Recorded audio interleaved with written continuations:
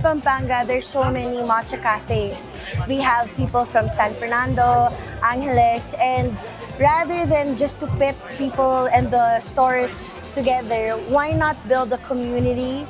Why not make every single matcha cafe and meet them in one place? So that's what we had in mind, to really create a community and to collaborate and to bring people together. Inorganize namin tong Pampanga Matcha Fest to strengthen yung community ng matcha within Pampanga.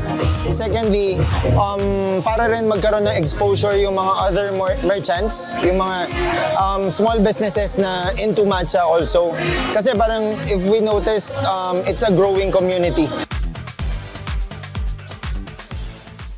We were very excited, lalo na it was organized by one of the pioneers sa matcha industry, I would say maybe in Pampanga. And talagang Hakone, the organizer of Matcha Fest, really specializes in matcha. So we would like to join and learn from them as well. Besides being part of the exhibition or concessionaires, there's a growing partnership within Hakone Hash din. So we can learn about the theories and practices and what other stuff about matcha din.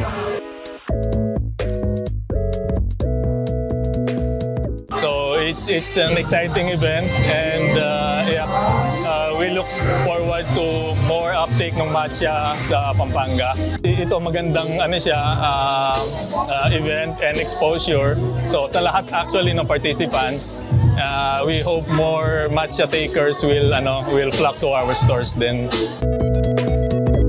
Actually, since pandemic ko, matcha lover na talaga ako. Pero more into sweet matcha talaga ako than authentic matcha.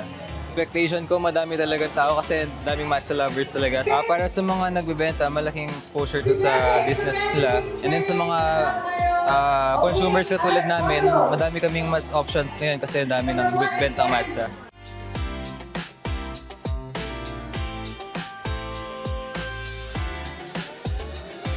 It's nice to have people from Manila, from Bataan, to celebrate here and to also compete here. It just shows that Pampanga is really the heart. So pinupuntahan talaga siya from a lot of places. So yeah. Hopefully, annual tradition na. This is the first year and second year na much bigger, and we'll gather more matcha merchants.